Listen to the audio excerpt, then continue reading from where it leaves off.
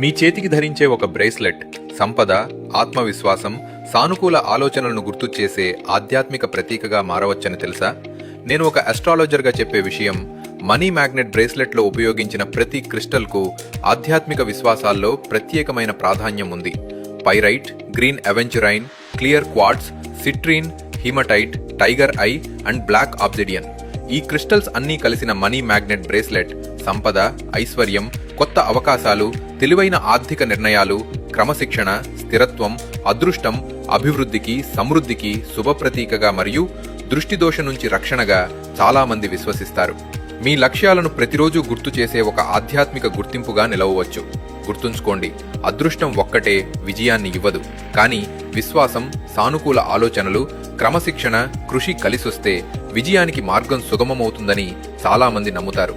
Amity India money magnet bracelet మీ ప్రతి కొత్త ప్రారంభానికి ఒక శుభ ప్రతీక.